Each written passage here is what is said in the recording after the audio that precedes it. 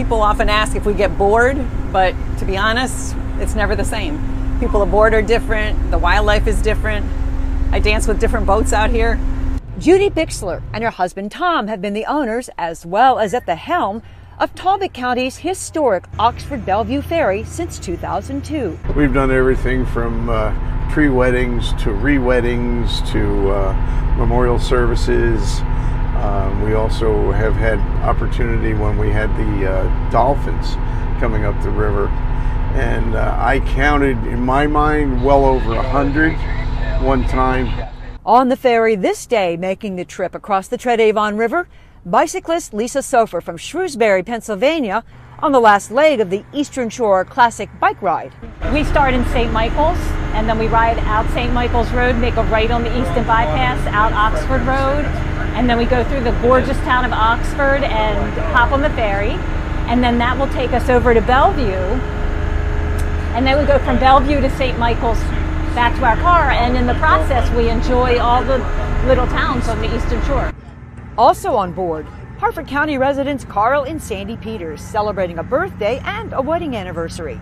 Sandy says a ride on the historic ferry was a great way to wrap up their trip to the shore. I just found out it was the oldest ferry in the United States and that the people depended on it over the years in the beginning to carry their carts and merchandise from port to port. So I said to my husband, I would like to do this on the way home. Every now and then, there are travelers on board who leave a lasting impression, like the time former Vice President Dick Cheney and Secretary of Defense Donald Rumsfeld hitched a ride. Because we had so much Secret Service and everybody else, we had to leave Secretary Rumsfeld on the dock.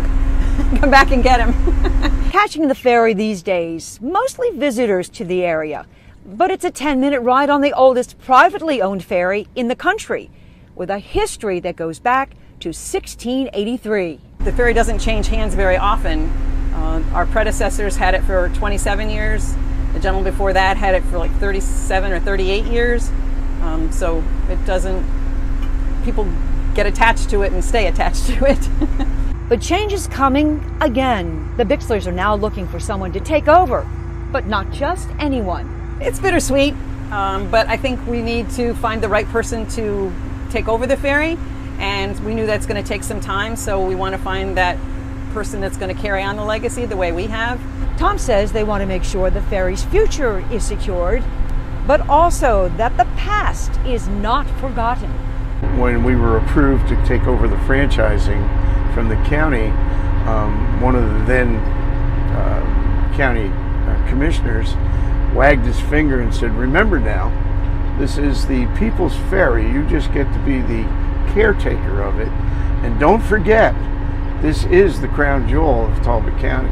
As I have always said since day one, the ferry's not going to stop on my watch. It has to keep going. On the Avon, Sue Copen for State Circle.